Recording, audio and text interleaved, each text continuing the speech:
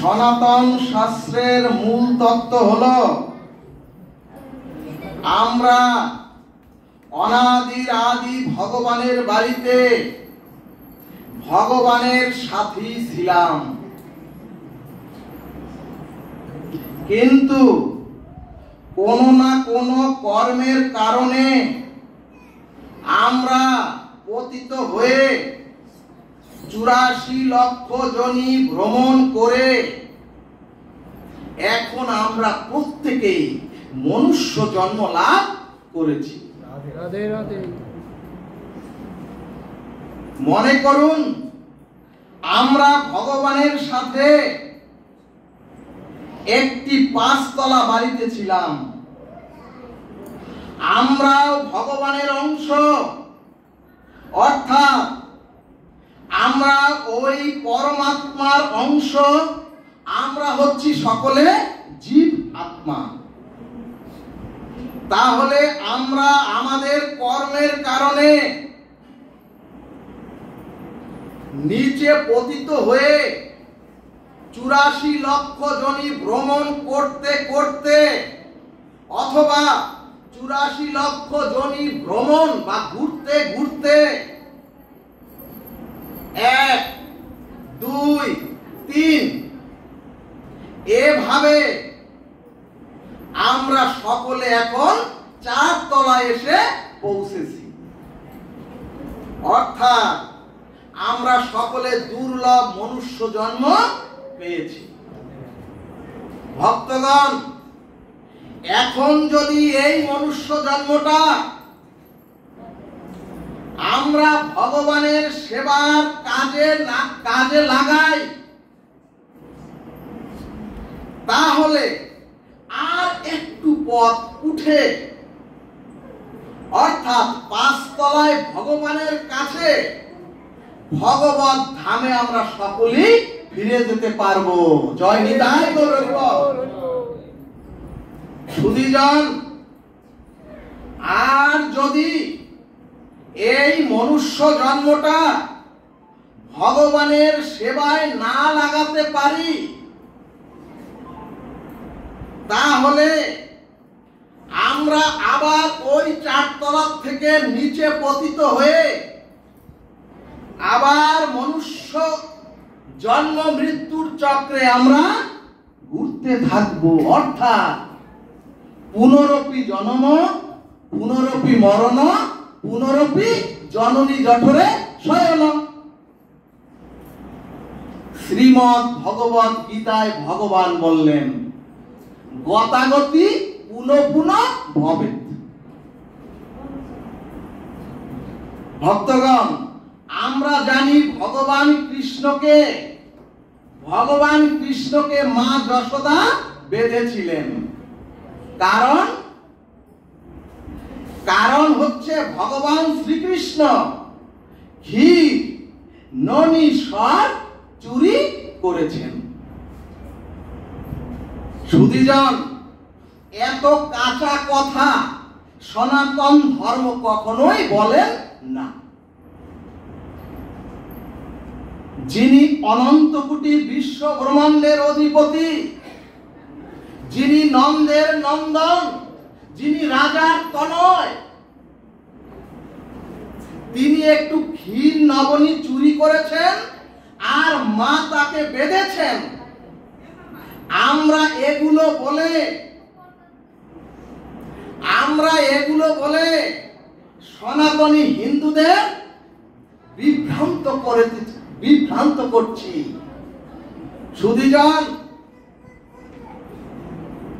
সুধীজন, ভাগবত শাস্ত্রের নিগূঢ় তত্ত্ব হলো ভগবান গোপাল কিচ্ছু চুরি করেননি, ভগবান কিচ্ছু অনিষ্ট করেননি, অনিষ্ট করেছি আমরা। আর এর দায়টা গিয়ে পড়েছে ওই অনাদির আদি গোবিন্দ পরম পুরুষ পরমেশ্বর ভগবানের উপরে। শাস্ত্র বলছে অনন্ত কোটি বিশ্ব ব্রহ্মাণ্ডের মহাপরিচালককে বেঁধে রাখার সাধ্য ওগো কার আছে? অথচ একজন সামান্য নারীর কাছে ভগবান বাধা পড়ে গেলেন। আবার শুধু ভগবান বাধা পড়েই ক্ষান্ত হননি, ভগবানকে বেঁধে মা যশোদা কঞ্চি নিয়ে শাসন করছেন। এত বড় দুঃসাহস কি করে হয়? ভাগবতের অন্তরঙ্গ নিগুড় তত্ত্ব হলো ভগবানকে কখনোই রজ্জু দ্বারা বাঁধা যায় না। ভগবান বললেন, হে জগজ্জীব, মা যশোদা একটি নিবিড় সম্পর্ক স্থাপন করে মা যশোদা আমাকে প্রেম ডোরে বেঁধে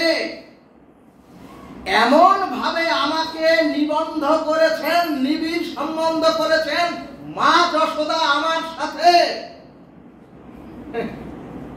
আমি মায়ের বাৎসল্য প্রেমের ভালোবাসায়, গোপাল বলছেন, আমি মায়ের বাৎসল্য প্রেমের ভালোবাসায় পরাভূত হয়ে আমার ভগবানত্ব ভুলে, ও মাগো, যেমন তোমার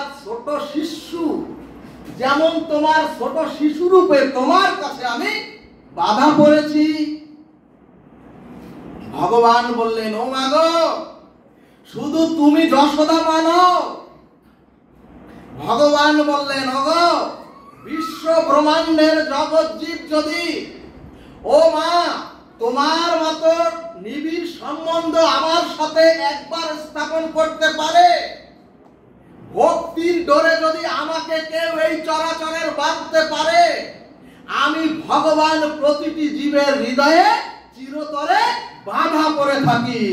জয় নিতাই গো হরিবল। এরপরে ভাগবত তার সিদ্ধান্তে বললেন,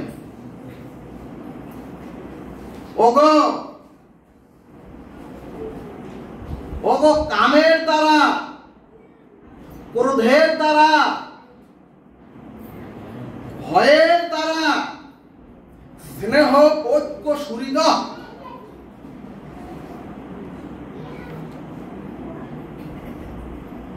অর্থাৎ পরমেশ্বর অখণ্ড পরতত্ত্ব, ভক্তবৎসল করুণানিধি ভগবানের ভাবনা যদি কেউ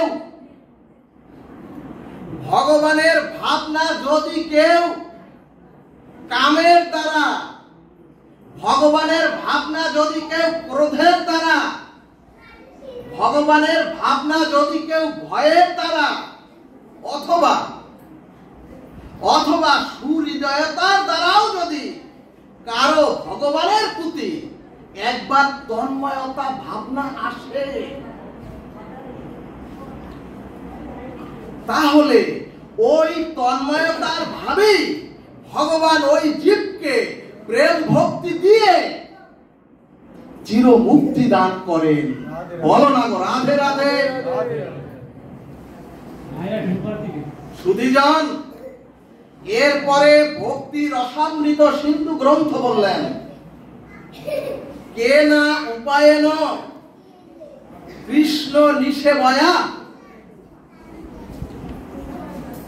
অর্থাৎ যে কোনো উপায়ে, হে জগৎজীব, যে কোনো উপায়ে ভগবানের প্রতি যদি আমার তন্ময়তা ভাবনায় একবার আসে, অথবা ভগবানের প্রতি যদি একবার বিশেষ ভাবনা আসে, তাহলে ভগবানের চরণে আপনার আমার বিশুদ্ধ প্রেম ভক্তি লাভে সমর্থ হবেন আপনারা। জয় নিতাই গৌর হরিবল।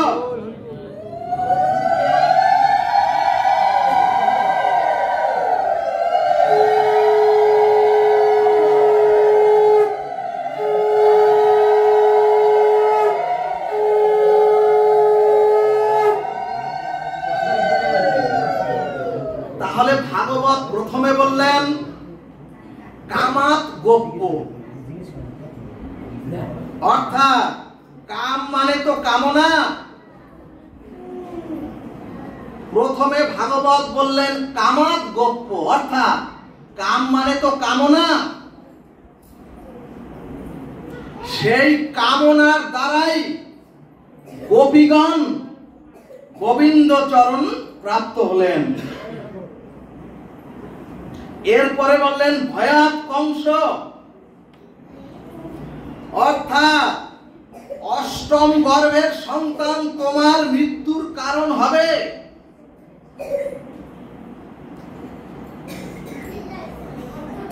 অর্থাৎ সুধীজন, যদি জীব আহারে বিহারে শয়নে স্বপনে সর্বদা যদি এই চিন্তা করে ওই বুঝি আমার সংহার কর্তা এলো, এই ভয়ের তন্ময়তায় কংস, এই ভয়ের তন্ময়তায় কংস গোবিন্দ চরণে সাযুজ্য মুক্তি পেলেন। বলো না গো রাধে রাধে। এরপরে ভাগবত বললেন দেশ চৈত দয়া নৈপ, অর্থাৎ ওগো জরাসন্ধ শিশুপালাদি ভগবান কৃষ্ণের প্রতি, শিশুপালাদি ভগবান শ্রীকৃষ্ণের প্রতি হিংসা করে ভগবানকে প্রাপ্ত হলেন। সুধীজন, কারণ আপনি আমি যদি কারো প্রতি শত্রুতা অথবা হিংসা বশত যদি তার প্রতি কারো প্রতি আপনার হিংসা অথবা শত্রুতা আসে, দেখবেন তার কথা আপনার সর্বদাই মনে জাগে। কি মনে জাগে? ওই বুঝি আমার ক্ষতি করলো, এই বুঝি অমুকে আমার পিছনে কোন সর্বনাশে পরিকল্পনা করলো। এরপরে ভাগবত বললেন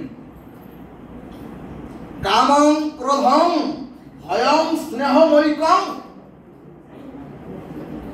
অর্থাৎ ভগবানের প্রতি যদি একটু কারো কামনাও জাগৃত হয়, ভগবানের প্রতি যদি কারো ক্রোধ অথবা ভগবানের প্রতি যদি কারো ভয়ের সৃষ্টি হয়, কিংবা ভগবানের প্রতি যদি একটু কারো স্নেহ মমতাও জাগৃত হয়, অথবা অথবা ভগবানকে যদি কেউ একটু সখা, যদি ভগবানকে কেউ একবার একটু সখা ভেবে যদি একটু তন্ময়তা ভাবনায় আপনার মধ্যে আসে, আর যদি সেই ভাবনা আর যদি সেই তন্ময়তা আপনার মধ্যে যদি একটু স্থায়ী হয়, ভগবান বললেন ওগো তোমার ওই ভাবনা তন্ময়তার দ্বারাই তোমাকে আমি মুক্তি দিয়ে দেই।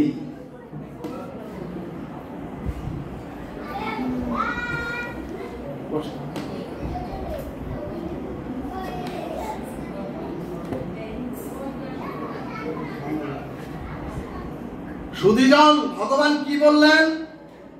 গোবিন্দ বললেন ওগো যদি তোমাদের ভয়ের দ্বারা, ক্রোধের দ্বারা অথবা স্নেহের দ্বারা অথবা যদি আমাকে সখা ভেবেও তোমার মধ্যে একবার তন্ময়তা ভাবনা আসে, গোবিন্দ বললেন তাহলে আমি শত্রু মিত্র বিবেচনা না করে, যেহেতু ভগবানের প্রতি আমার প্রতি তোমার তন্ময়তা ভাবনা এসেছে, তাতেই ভগবান তাকে প্রেম ভক্তি দিয়ে ভবসাগর পার করে মহামুক্তি দান করেন। জয় নিতাই গৌর সীতানাথ প্রেমানন্দে হরি হরি বল।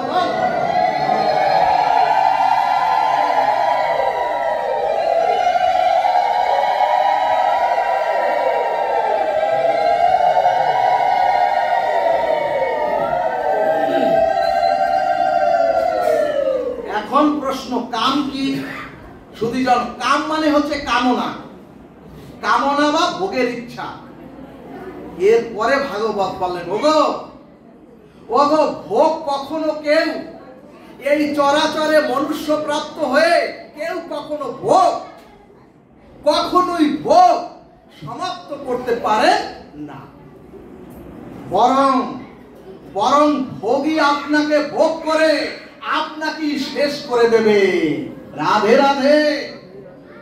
চৈতন্য ভাগবত বললেন, এরপরে চৈতন্য ভাগবত বললেন, ওগো জ্বলন্ত কাঠে ঘৃত দিয়ে, জ্বলন্ত কাঠে যদি তোমরা ঘৃত ঢালতে থাকো তাহলে ওই আগুন তো কখনোই নিভবে না।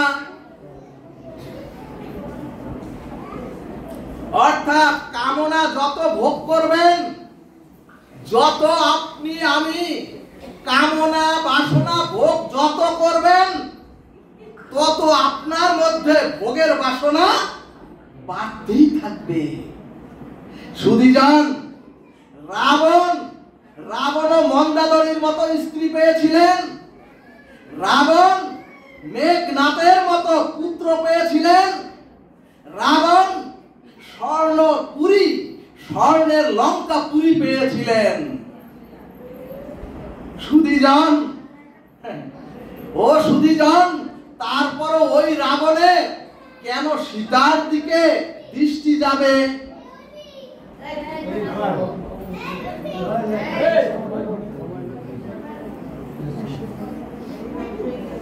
ভাগবত বললেন, ওগো ধ্বংস তো হতে হবে, ওগো পতন তো হতে হবে।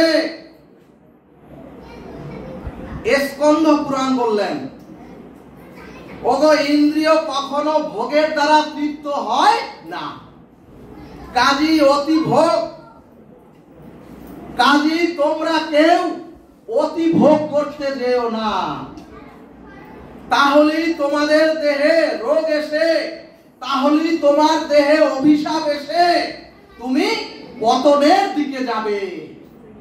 সুধীজন, ঈশ্বর কানের পাশে চুল পাকিয়ে সংকেত দিচ্ছে, ভগবান তোমার এখন আসার সময় হয়েছে, কাজী এখন ভোগ কমিয়ে দাও। কিন্তু কিন্তু মানুষ বুদ্ধি দিয়ে ওই সাদা চুলে কালি লাগিয়ে বলে, তোমার ওই আদেশ কে মানবে প্রভু? ও মাগো, ভগবান দন্ত শক্তি, ভগবান চোখের শক্তি কমিয়ে এক এক করে নোটিশ পাঠিয়ে বলে, ওগো ওগো এবার প্রস্তুতি নাও, ওগো এবার প্রস্তুত হও। কিন্তু সুধীজন, আমরা বুঝলাম না। রাজা দশরথ যেদিন আয়নার মধ্যে দেখলেন তার কানের পাশে চুল পেকেছে, অমনি তাৎক্ষণিক সিদ্ধান্ত নিলেন রাজা দশরথ। যেদিন রাজা দশরথ দেখলেন তার মাথার মুকুট হেলে পড়েছে, সেই সময় রাজা দশরথ সিদ্ধান্ত নিলেন, আমি আর ওই অযোধ্যার রাজা থাকবো না, এবার রামকে ওই অযোধ্যার রাজা বানাতে হবে। রাজা দশরথ বুঝলেন, আমরা কি বুঝেছি?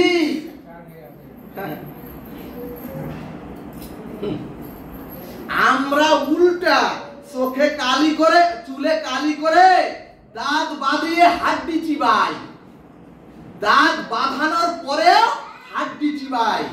80 বছর হলেও আমরা চুলে কালি করি, কিন্তু আমরা জমকে ভয় করি না।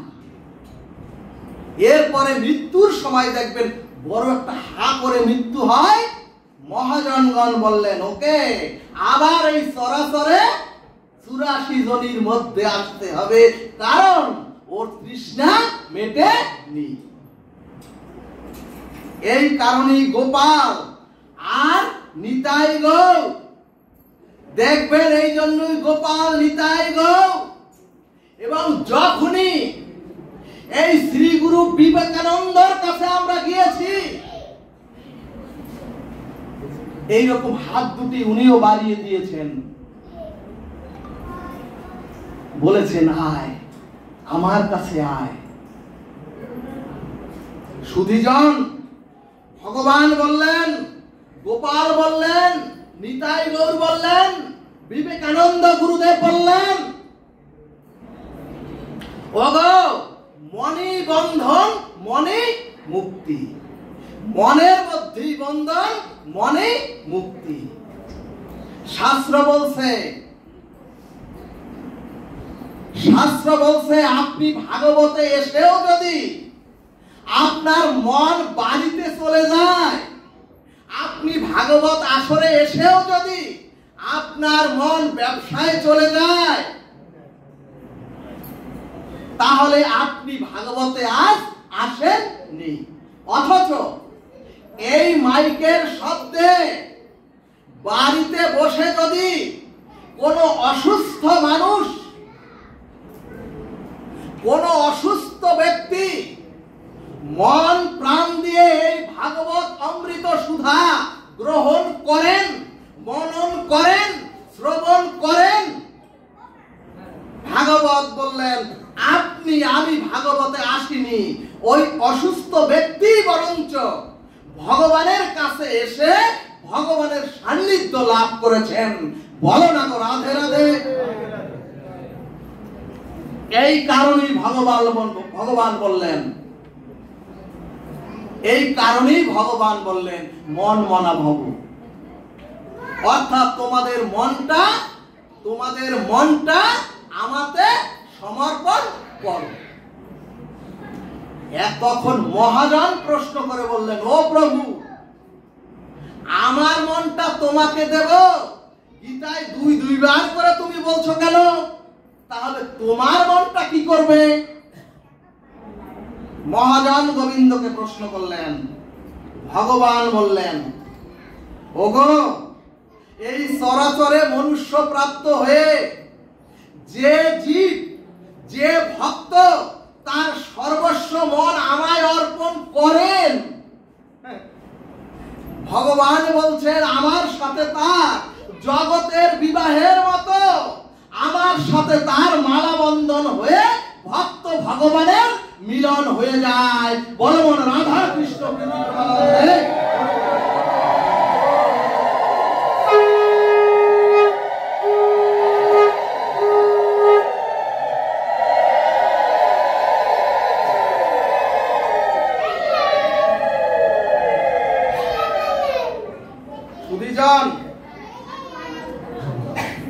আপনারা জানেন ওই যে বালক, অতটুকু বালকের কথায় সেদিন বৃন্দাবনে ইন্দ্রের পূজা বন্ধ হয়েছিল, ইন্দ্রজাগ বন্ধ হয়েছিল। রাধে রাধে। ব্রজবাসীগণ, ব্রজ গোপিকাগণ, নন্দ বাবা এবং নন্দ গোপগণ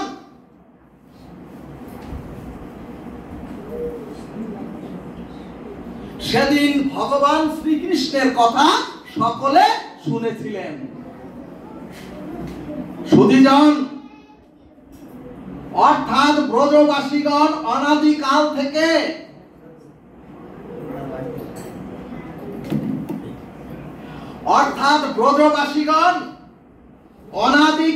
থেকে পরম্পরা ধারায় যে ইন্দ্রজাগ করিতেছিলেন,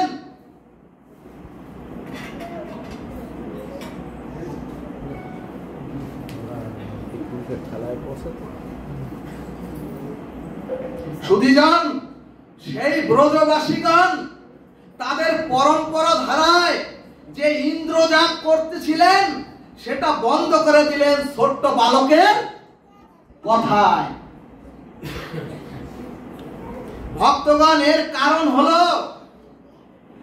কারণ হলো এখান থেকে 5000 বছর পূর্বে বর্তমান পৃথিবীর প্রেক্ষাপট দেখে ভগবান শ্রীকৃষ্ণ বলেছিলেন, ওগো তোমরা বৃক্ষকে বাঁচাও। এই সমাজ, এই চরাচরের এই প্রকৃতি নিদারুণ করুণ অবস্থা দেখে 5000 বছর আগে ওই ছোট্ট বালক কৃষ্ণ বলেছিলেন, ওগো তোমরা পর্বত শৃঙ্গকে বাঁচাও। অর্থাৎ ভগবান বললেন, যেখানে বনাঞ্চল এবং যেখানে পাহাড় প্রকৃতি বিদ্যমান, ওগো যেখানে পাহাড় এবং যেখানে প্রকৃতি বিদ্যমান, সেখানে কোনো পূজা করার প্রয়োজন নাই। ভগবান শ্রীকৃষ্ণ বলছেন, যেখানে প্রকৃতি, যেখানে পাহাড়, সেখানে কোনো পুজো করার দরকার নাই। সেখানে এমনিতেই প্রয়োজনীয় বৃষ্টি আসবে। সুধীজন বুঝতে হবে, যেখানে প্রকৃতি সেখানে আপনার অটোমেটিক বৃষ্টি হবে। যেখানে প্রকৃতি সেই স্থানের বাতাবরণ এমনিতেই সুশীতল থাকবে এবং তখনই পৃথিবীর ভারসাম্য স্থিতি হবে। ভক্তগণ, এখন পৃথিবীর উপর যে বিরূপ প্রতিক্রিয়া চলছে বৃক্ষ আর পাহাড় ধ্বংসের জন্য,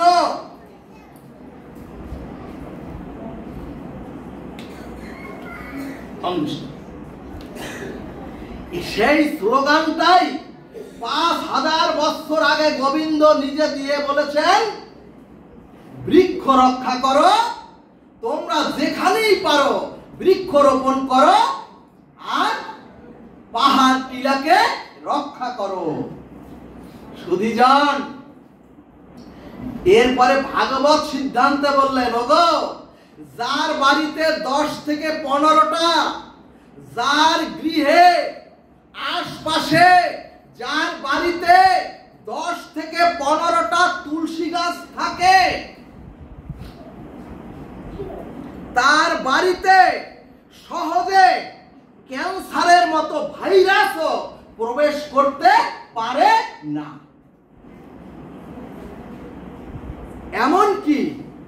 এমনকি যার বাড়িতে 15 থেকে 20টা অথবা 10 থেকে 20টা তুলসী বৃক্ষ থাকে,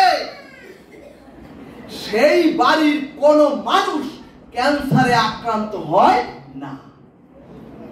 সুধীজন, চৈতন্য ভাগবত সিদ্ধান্তে বললেন, ওগো যার বাড়িতে শঙ্খধ্বনি, ওগো যার গৃহে উলুধ্বনি, আর যার গৃহ মন্দিরে খোল করতাল বাজিয়ে সন্ধ্যাবেলা হরিনাম হয়,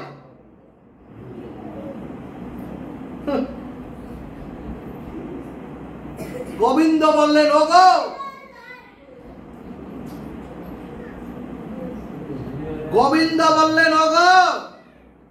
ওই ইথার তরঙ্গ হতে তার বাড়িতে কোনো জীবাণু প্রবেশ করতেই পারে না।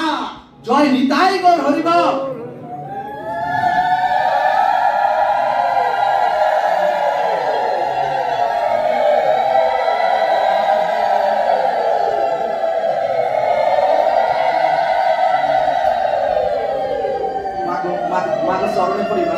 ভাগবতে একবার যেহেতু সময় কম।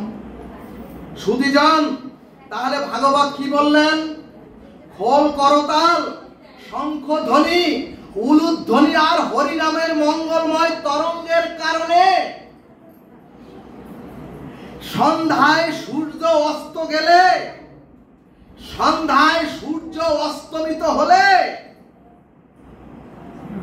ওই ইথার তরঙ্গ হতে যে জীবাণুগুলো এই চরাচরে প্রবেশ করে, তখন ওই জীবাণু ও গৃহে মন্দিরে প্রবেশ করতে পারে না। সুধীজন, যিনি নিরন্তর হরিনামে যুক্ত থাকে, তার শরীর অভ্যন্তরে এই চরাচরের ইথার তরঙ্গে যারা মুক্তিপ্রাপ্ত হয়নি, সেই অশরীরী আত্মা প্রবেশ করতে পারে না, আর প্রবেশ করে ওর যে চরিতার্থ কাম সেটাও ঘটাতে পারে না। সুধীজন, এই কারণেই গোবিন্দ বললেন, ওগো ইন্দ্র বা কোনো দেবতা নয়, এজন্যই গোবিন্দ স্পষ্ট ভাবে বললেন, ওগো বৃন্দাবনবাসী, তোমরা ভালোভাবে শোনো, কোন ইন্দ্র বা দেবতা নয়, তোমার কর্ম, অর্থাৎ তোমরা কর্ম করলে কর্মের দ্বারাই তোমরা ফল প্রাপ্ত হবে। এখন প্রশ্ন আসতে পারে, হৃদ্দেশ অর্জুনতে স্তুতি, যে হৃদয়ে গোবিন্দ বাস করে সেখানে পাপ হয় কি করে? এই আলোর নিচে ভাগবত পাঠ করি, অথবা এই আলোর নিচে যদি আপনি তাস খেলেন, ওই তাস খেলার পাপ আলো গ্রহণ করবে না, ভাগবতের স্বীকৃতি আলো গ্রহণ করবে না। আলো হচ্ছে সাক্ষী স্বরূপ, আমার কর্মের জন্যই আমার সকল দুর্গতি। ভক্তগণ, বৃন্দাবনবাসীগণ একদিন গিরিরাজের পূজা, একদিন বৃন্দাবনবাসীগণ একদিন গিরিরাজের পূজা করতে গোবিন্দ প্রসন্ন হয়ে গিরিরাজের পূজাতেই তারা সমস্ত কিছু প্রাপ্ত হলেন। বৃন্দাবনবাসী গোবিন্দ বললেন, ওগো জীবন্ত দেবতাই হলো, ওগো জীবন্ত দেবতাই হলো তোমার গৃহের পিতামাতা, জীবন্ত দেবতাই হলো প্রকৃতি পরিবেশ।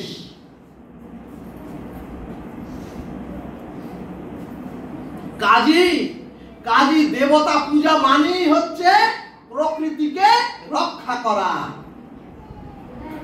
সুধীজন, গিরিরাজ গোবর্ধন লীলায় গোবিন্দ সিদ্ধান্ত দিলেন জীবকে অনন্য ভক্তি করতে হবে, কিন্তু যদি একদিন ইন্দ্রের কাছে যাই, কিন্তু যদি একদিন আউলির কাছে যাই, আবার যদি একদিন তান্ত্রিক কবিরাজের কাছেও যাই, আবার যদি একবার গোবিন্দের চরণেও যাই, এটাকে ভাগবত ভক্তি বলেন নি।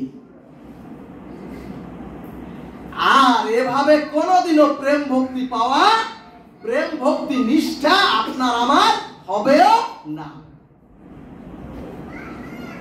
শাস্ত্র দেখালেন অনাদিকালের পরম্পরায় ইন্দ্র পূজা, এক গোবিন্দের কথাতে ইন্দ্রজাত ছেড়ে দিলেন বৃন্দাবনবাসী। এরপরে ইন্দ্র যখন সামন্তমণি মেঘের দ্বারা মৃত্যুময় বজ্র আর জলোচ্ছ্বাস বৃন্দাবনের মধ্যে প্রভাবিত করে দিলেন। সুধীজন, এরপর যখন সামন্তমণি মেঘের দ্বারা মৃত্যুময় বজ্র আর জলোচ্ছ্বাস সৃষ্টি করলেন বৃন্দাবনে, তখন কিন্তু বৃন্দাবনবাসীগণ ওই যে উঁচু পাহাড়, ওই পাহাড়ের উপরে উঠলেন না। ওই বৃন্দাবনবাসীগণ কোন উঁচু বিল্ডিং এও গিয়ে উঠলেন না, সকলেই গিয়ে গোবিন্দের চরণ প্রান্তে হাজির হলেন বৃন্দাবনবাসীগণ। এখানে ভাগবত বললেন, ওগো একেই বলে অনন্য ভক্তি, অর্থাৎ বাঁচতে হলেও তোমার চরণ ধরে বাঁচব, আর যদি মরতেও হয় মরার বেলাও হরি নাম করে তোমার চরণ ধরে বাঁচব, মরব। সুধীজন, আমরা কেউ, হে গোবিন্দ, হে গোপাল, আমরা কেউ তোমার চরণ ছাড়া হব না। কিন্তু সুধীজন, আজ 10 দিকে ছুটে বেড়াচ্ছি আমরা প্রায় সনাতনী নাই। আজকে আমরা নবগ্রহ খুঁজি, কিন্তু আমরা গোবিন্দের অনুগ্রহ কেউ খুঁজি না।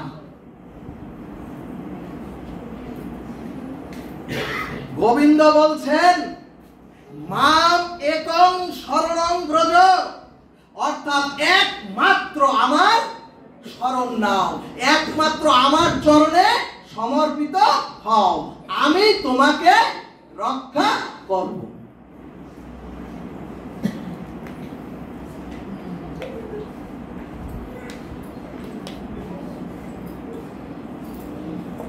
সুধীজন, ভাগবত সিদ্ধান্তে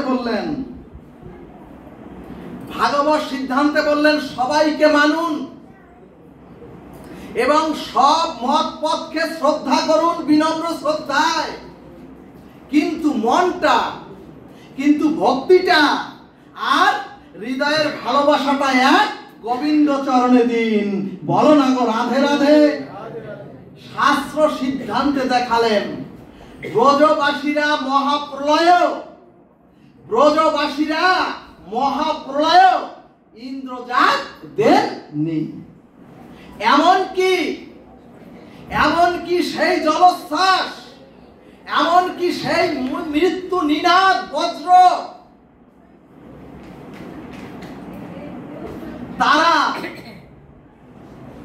তারা উপেক্ষা করে কোন বৃক্ষের গাছে ওঠেননি। অত জলোচ্ছ্বাস সেটাকে উপেক্ষা করে কোন পাহাড়ের উপরেও উঠেননি। ব্রজবাসীগণ কোন বিল্ডিং এর উপরও ওঠেননি, ভগবানের চরণ প্রান্তে গিয়ে সকলে বললেন। সুধীজন, ভগবান বললেন তোমরাও যখন সংকটে পড়বে, তোমরাও যখন সংসারে বিপদে পড়বে, ওগো তোমরাও যখন জীবন সংকটে পড়বে, যখন তোমরা রোগে শোকে আক্রান্ত হবে, তোমরাও অনন্য শরণাগতিতে এক ভগবানকে শরণ নাও। ভগবানই তোমাদের রক্ষা করবেন। সুধীজন, এখানে শাস্ত্র দৃষ্টান্ত দিলেন সমস্ত ব্রজবাসীরা সকলে সম্মিলিত ভাবে গিরিরাজ গোবিন্দের কাছে গেলেন। গিরিরাজের তলে গোবিন্দ জাগালেন, গিরিরাজের তলে গেলেন ওই সকল বৃন্দাবনবাসীগণ। ভগবান গিরিধারী সকলকে আশ্রয় দিলেন। ও মাগো, এই যে সকলে একত্রে গেলেন, সকল বৃন্দাবনবাসীগণ একত্রিত হয়ে ভগবানের চরণ প্রান্তে গেলেন। আমি সনাতনী জাতির চরণে করজোড় নিবেদন করে বলছি, এই যে বৃন্দাবনবাসীগণ সকলে একত্রিত হয়ে গোবিন্দ চরণ প্রান্তে গেলেন, এই চরাচরে আমার মুসলিম ভাইগণ শুক্রবারে একত্রিত হয়ে সকলেই এক জায়গায় একত্রিত হয়। এই চরাচরের খ্রিস্টানগণ রবিবার সকলেই একত্রিত হয়ে এক জায়গায় তারা একত্রিত হয়।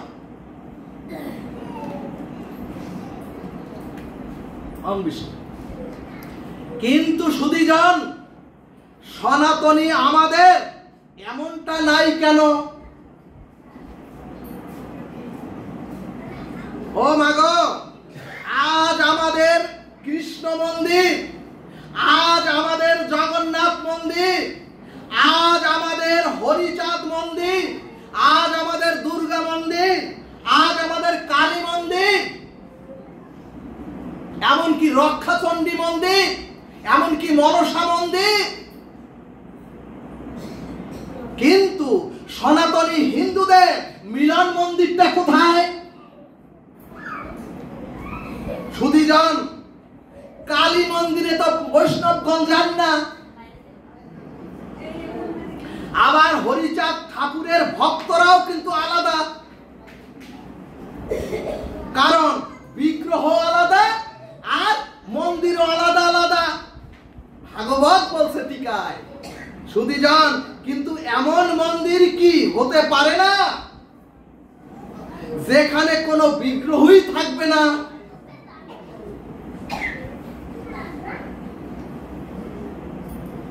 ও অর্থাৎ ভাগবত বললেন একটি মিলন মন্দির হোক। ওগো তোমরা একটি মিলন মন্দির করো, যেখানে আমরা সকলে, তোমরা সকলে একত্রিত হতে পারবে। ভক্তগণ, আজ হিন্দু জাতি দুর্বল, আজ হিন্দু জাতির অধঃপতন, আজ হিন্দু জাতি এত পিছিয়ে পড়েছে এবং হিন্দুদের সাংগঠনিক কোনো সক্ষমতাই নাই।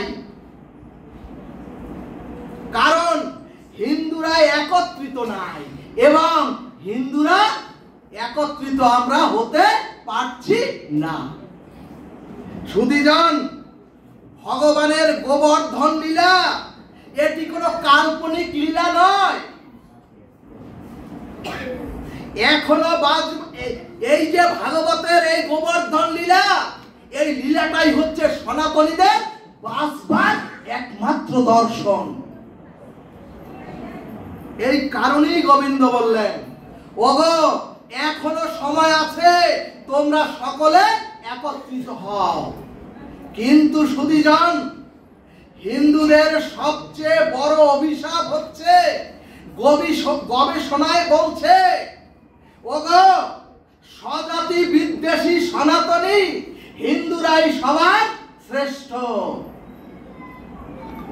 স্বজাতি বিদ্বেষী সবচেয়ে হিন্দুরাই সবার শ্রেষ্ঠ। অর্থাৎ হিন্দুদের মতো স্বজাতি বিদ্বেষী আর এই পৃথিবীতে দ্বিতীয় নাই। এমনকি সুধীজন, মহাভারতের যুদ্ধ বাহিরের কেউ এসে করেননি। এমনকি মহাভারতের সেই কুরুক্ষেত্রের যুদ্ধ অন্য জাতি এসে ওই যুদ্ধে সামিল হননি।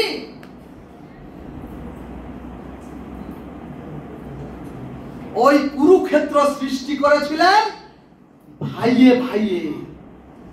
সুধীজন, এবং ওই আবহাওয়া, ওই কুরুক্ষেত্রের আবহাওয়া, ওই ভাই ভাইয়ের দ্বন্দ্ব এখনো আমাদের সনাতনী হিন্দুদের মাঝে চলিতেছে নিরন্তর। ভাগবত বললেন হিন্দুরা দুর্বল, কারণ এক হিন্দু আর এক হিন্দুর বিপদে দাঁড়ায় না।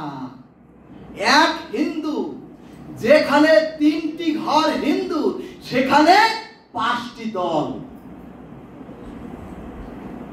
অর্থাৎ আমরা মুখে ঝুরি ঝুরি ত্যাগের কথা বললেও আমরা তিল পরিমাণ ত্যাগ করতে পারি না।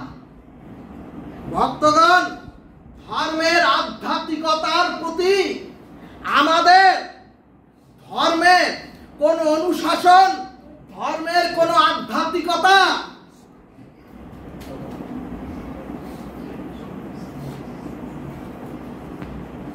আমাদের হিন্দুদের পারিবারিক কোন শিক্ষাটাই আজ নাই।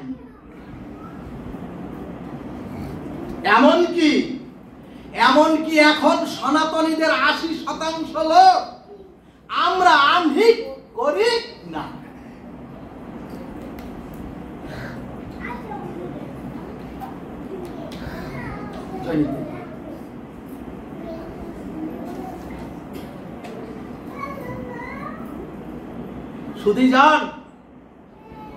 সুধীজন, ভাগবত বললেন, ওগো বেহুলার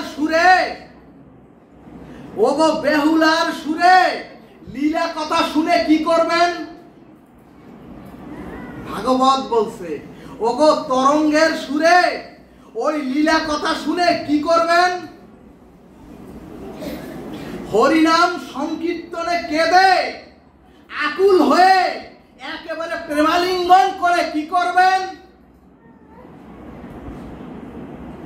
3 দিন হরিনাম হলো, যদি হরিনামের ওই 3 দিনের পরে অনেক উৎসব হলো, অনেক আনন্দ হলো, অনেক খাওয়া দাওয়া হলো, কিন্তু ওই হরিনামের পরে যদি আপনি প্রসাদ বুঝি না হন, ওই হরিনামের পরে যদি আপনি হরিনাম নিরন্তর গ্রহণ না করেন,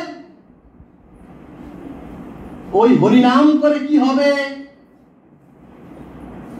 মহাপ্রভু বললেন, গৃহেতে বসিয়া সাথে পাশে মিলিয়া হাতে তালি দিয়ে হরিনাম করো। আর এখন সেই হরিনাম নিয়েছি আমরা সব আসরে।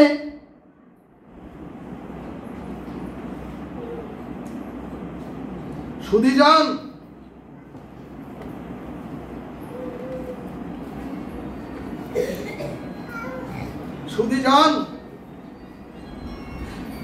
সেজন্যই ভাগবত বলছেন, যদি ওই হরিনামে কাঁদেন আর লীলা কথা শোনেন করুণ সুরে,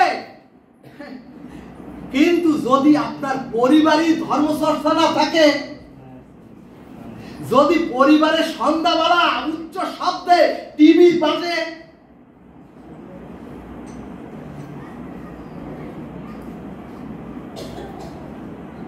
ভাগবত বলছে, ওগো ওই হরিনাম করে কি করবা যদি তোমার জাতি শেষ হয়ে যায়?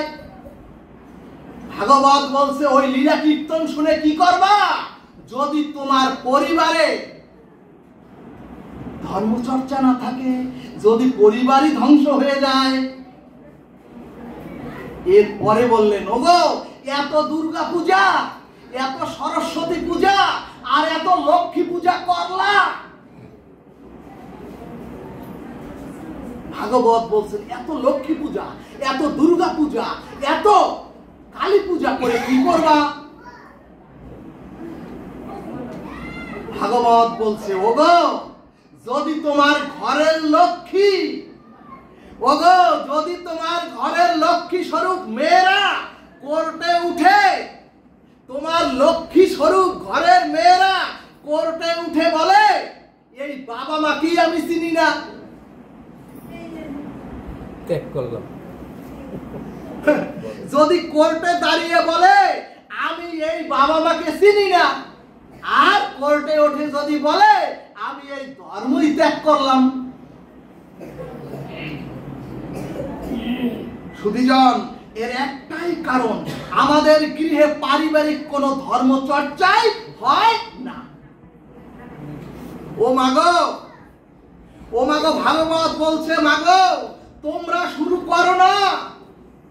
ভাগবত বলছে, প্রতি গৃহে যদি একজন মা প্রতিদিন সন্ধ্যাবেলা কাসর বাজিয়ে, শঙ্খ ধ্বনি করে, উলুদ ধ্বনি করে, যদি সন্ধ্যাবেলা প্রতিদিন একজন মা তোমার গৃহ মন্দিরে তুমি হরিনাম করো, তাহলে তোমার গৃহের অন্যরা যারা পতিত, যারা রোগগ্রস্ত, তারাও একদিন না একদিন ওমা তোমার চরণ প্রান্তে এসে বসবে একটু শান্তির আশায়।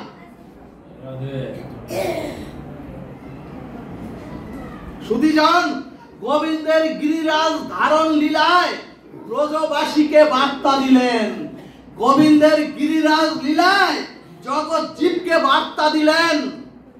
ব্রজের রাখাল বালক, গাভী, নারী, পুরুষ, পিতা মাতা সকলে একত্রিত হয়ে আমার ছায়াতলে তোমরা এসে শামিল হও। ঠিক তদ্রুপ, ঠিক তদ্রুপ তোমরাও কি ওই ব্রজবাসীদের মতো অন্তত সপ্তাহে একদিন আমার চরণে একত্রিত হয়ে তোমরাও কি পারো না?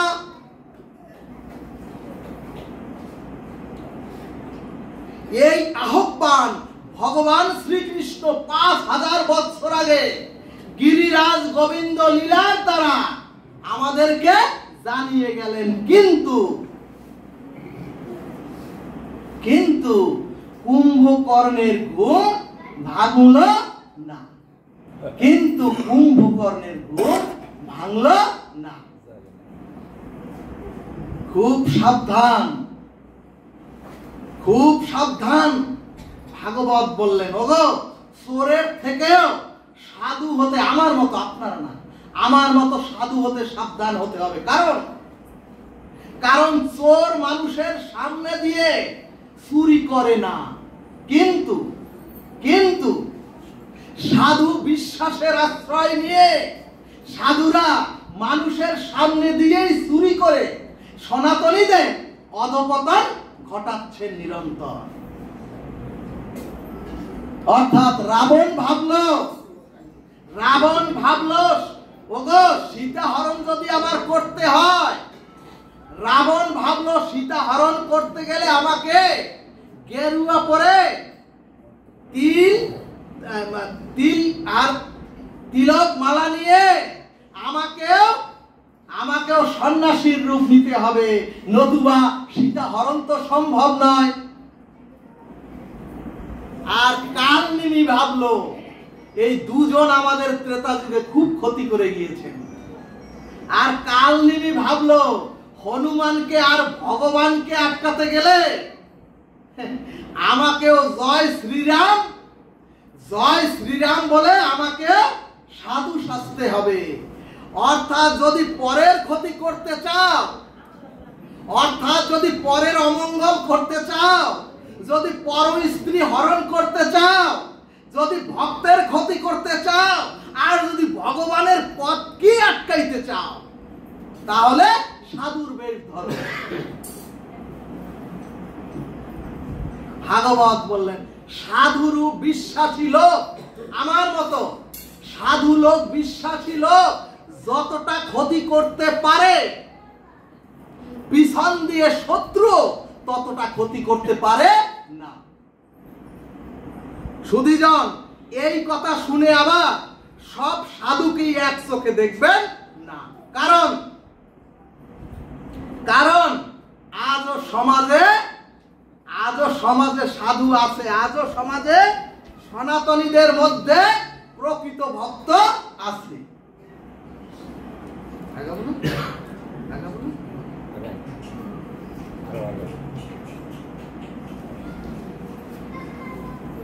সুধীজন, আমরা তো অনেক দিন থেকে হরিনাম করি, আমরা অনেক দিন থেকে এই যে হরি কথাও শুনি, আমরা অনেক দিন থেকে ভাগবত আসরেও যাচ্ছি, কিন্তু এত করেও আমাদের ভেতরের রোগ সারছে না কেন? এখন প্রশ্ন আসবে, আমাদের মূল রোগটা কি?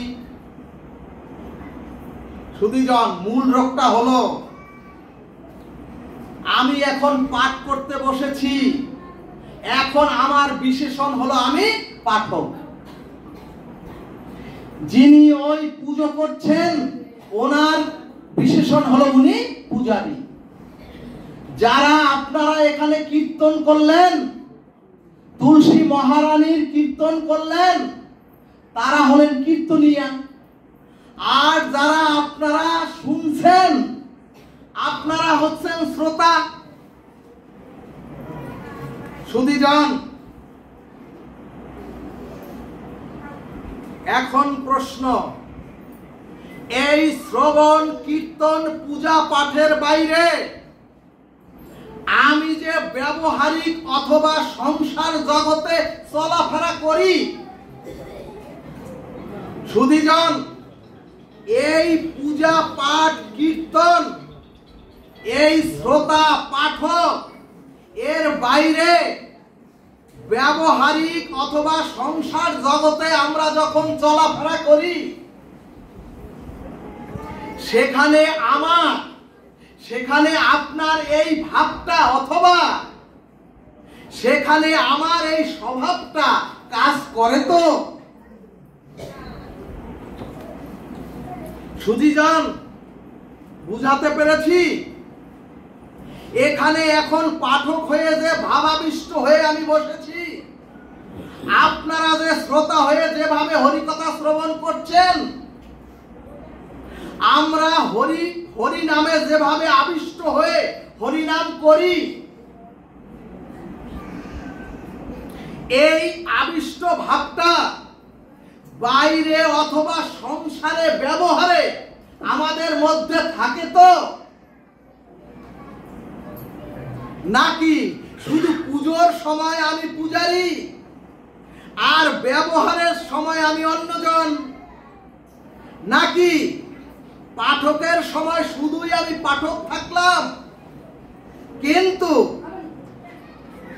কিন্তু আমার ব্যবহারে, আমার সংসারে স্ত্রী পুত্র, আমার ব্যবহারে পাড়া প্রতিবেশী সাথে যদি তখন এই পাঠকগিরির ভাবটা না থাকে,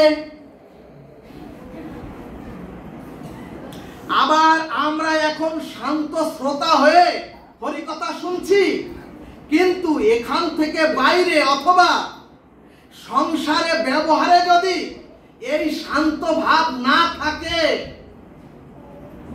আপনাকে জানতে হবে এতদিন আপনার সাধু সঙ্গ সফল হয়নি, আর আপনার মূল রোগের গায়ে হাত পড়েনি।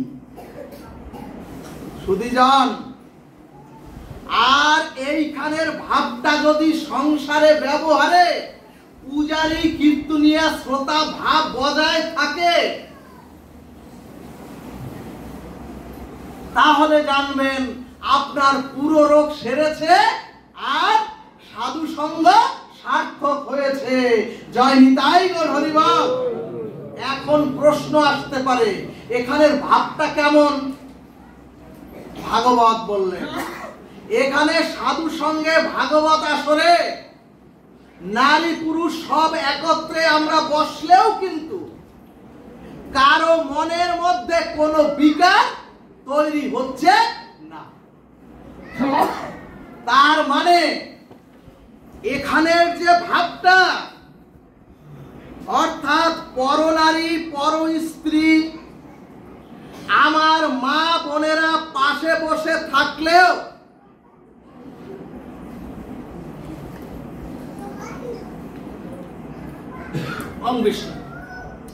এখানে আমার যে ভাবটা, অর্থাৎ আমার পাশে পরনারী পর স্ত্রী অথবা যে বসা থাকুক, তাদের প্রতি আমার মাতৃত্ব ভাব, এবং এখানে আমরা তো সকলেই শান্ত সমাহিত সুমিষ্ট ব্যবহারে সকলেই বসে আছি,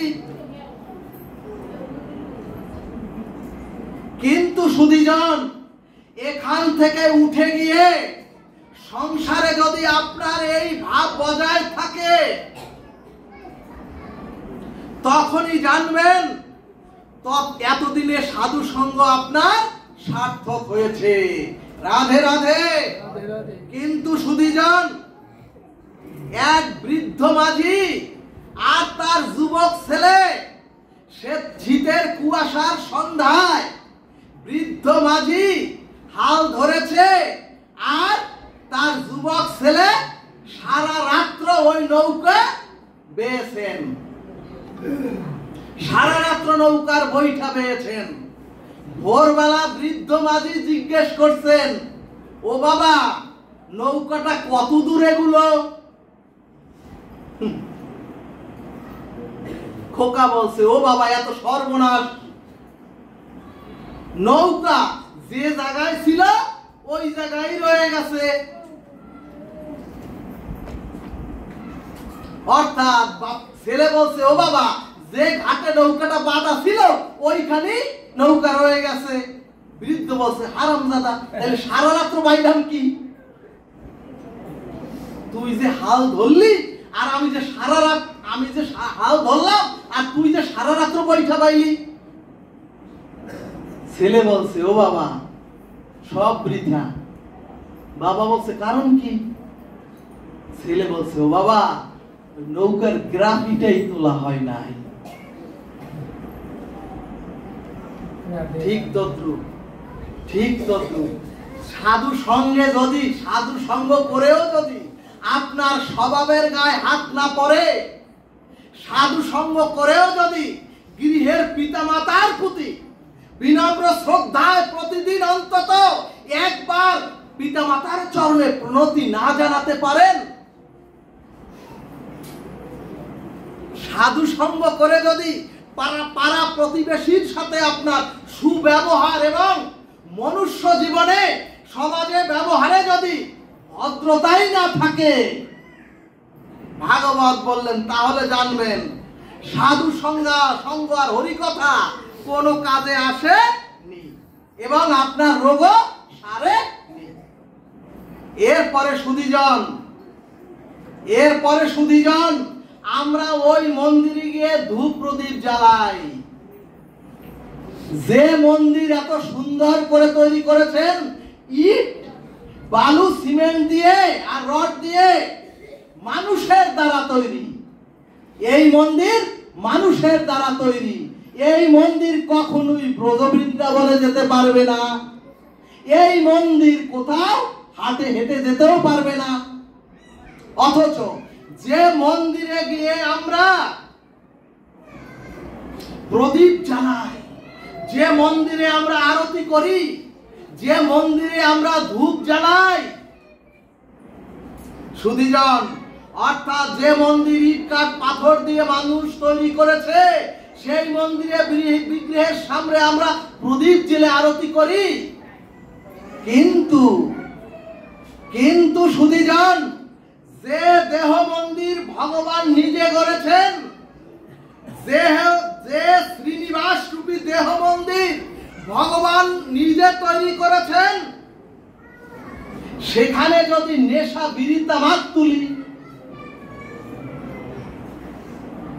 তাহলে জানবেন আপনি আমি ধার্মিকই হতে পারি না।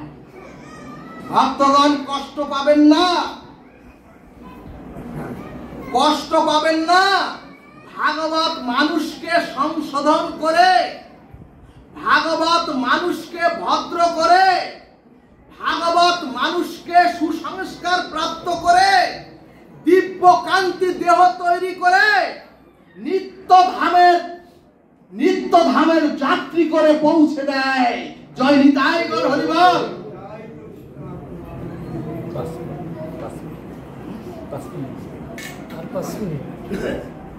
ভক্তগণ, ভগবান শিব হচ্ছেন বৈষ্ণবানান যথা শম্ভু। সেই শিব পূজায় কোনো নেশা ব্যবহার করবেন না।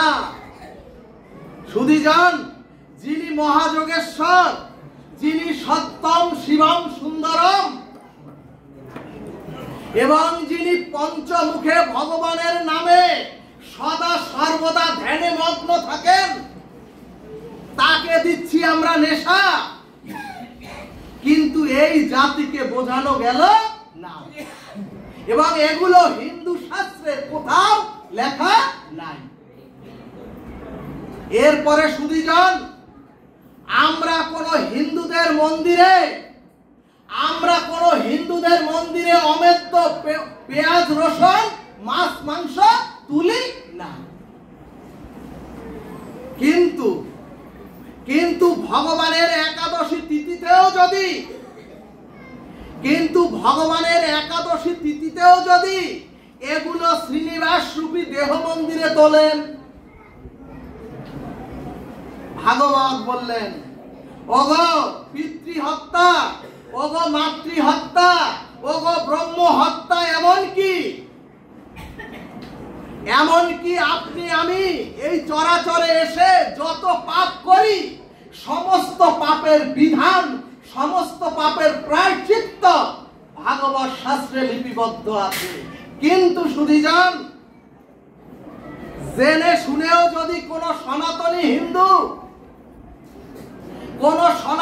হিন্দু নরনারী জিহ্বার লালসায় একাদশীতে পঞ্চযস্য খায়, একাদশীতেও যদি অমেদ্য বস্তু খায়, তাহলে সেই পাপের প্রায়শ্চিত্তের কোনো বিধান কোন শাস্ত্রে লেখা নাই। ও মাগো, শাস্ত্র শব্দের অর্থ হলো যে আপনাকে শাসন করে, সংশোধন করে, দিব্য কান্তি দেহ তৈরি করে দিতে পারবে, তাকেই বলে শাস্ত্র। এমনকি সুধীজন, মা বাবা মারা গেলে শ্মশানে নেশা অথবা বিড়ি সিগারেট খেতে হবে। মা বাবা মারা গেলে শ্মশানে বিড়ি সিগারেট দিতে হবে, নেশা দিতে হবে। ভক্তগণ, এত বড় জাতির অধঃপতন হলে, কত বড় জাতির যদি অধঃপতন হয়, তাহলে শ্মশানের মতো পবিত্র জায়গায় নেশা দিতে হয়। ক্ষমা করবেন, আপনাদের চরণে রাখবেন। জয় জয় এই নবশ্রীধাম বৃন্দাবন বিহারী লাল কি, জয় জয় কৃষ্ণচন্দ্র ভগবান কি, শ্রী শ্রী নব বৃন্দাবনে রাধা মাধব কি, পঞ্চতত্ত্ব কি, সখী বৃন্দ কি।